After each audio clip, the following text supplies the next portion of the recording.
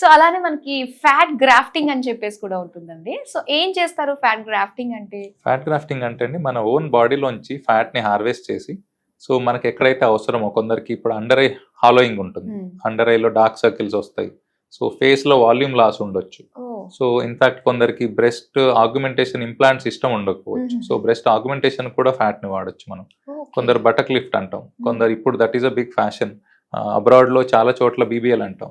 So buttock lift ఏంటంటే అక్కడ కూడా మన అబ్డామెన్ ఆర్ పొట్ట చుట్టూతా ఆర్ ఇంకొక పార్ట్ ఆఫ్ ద బాడీ నుంచి ఫ్యాట్ హార్వెస్ట్ చేసి దాన్ని ప్రాసెస్ చేసిన తర్వాత మన బాడీలోకి ఇంజెక్ట్ చేసుకోవచ్చు అండి.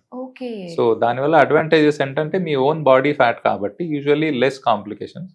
So at the same time ఒక్కసారి అక్కడ కనుక ఫ్యాట్ టేకప్ అవుతే so it will be permanent, ఎక్కువ ఏం దాని నుంచి మళ్ళీ డిస్ప్లేస్ అయ్యేదే ఉండదండి.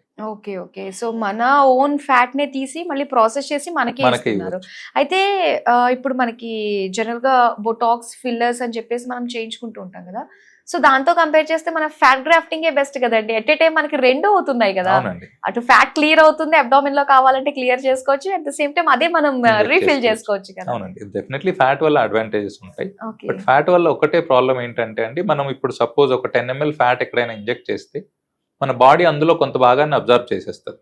సో 10 ml పెట్టింది 10 ml ఉండిపోదు, ప్రాబబ్లీ ఒక 3 to 4 ml అబ్జర్వ్ అయిపోయే ఛాన్స్ ఉంటుంది. సో మనం ఇంకో సెషన్ అవసరం పడవచ్చు fat grafting. That is one of the problems with fat grafting. Otherwise, fat grafting is a very good procedure.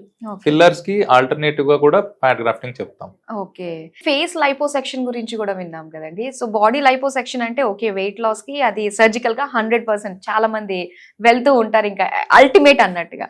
So face liposuction అంటే exact గా ఏమొస్తుంది అంటారు? చాలా తక్కువగా ఫేస్ చేస్తామండి, బట్ చాలా ఎక్కువ మంది అడిగేది చిన్ కి అడుగుతారు. చిన్ కింద డబుల్ చిన్ ఏదైతే ఉందో సింప్లర్ ప్రొసీజర్, లోకల్ అనస్థీషియాలోనే చేసేసేయచ్చు అండ్ హార్డ్లీ ఒక 1/2 hour ప్రొసీజర్, అది అంతే. సో అయిపోగానే ఇమీడియట్ గా కూడా మీకు తేడా తెలుస్తుంది and with in 3 weeks complete గా మీ రొటీన్ కి వెళ్ళిపోవచ్చు ఫుల్ ఫ్లెడ్జ్డ్ గా.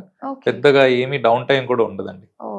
ఫేస్ లో అంటే కొందరికి లోకలైజ్ డిపాజిట్స్ ఉంటాయి చీక్ దగ్గర, అలా వాటికి ఫేస్ లైపోసెక్షన్ చేస్తాం, బట్ అక్కడ హార్డ్లీ 1-2 ml వస్తుంది, ఎక్కువ ఫ్యాట్ రాదు. బట్ చిన్ లో మామూలుగా చాలా మందికి ఇష్యూ ఉంటుంది డబుల్ చిన్, వాళ్ళకి లైపోసెక్షన్ హెల్ప్ అవుతుంది.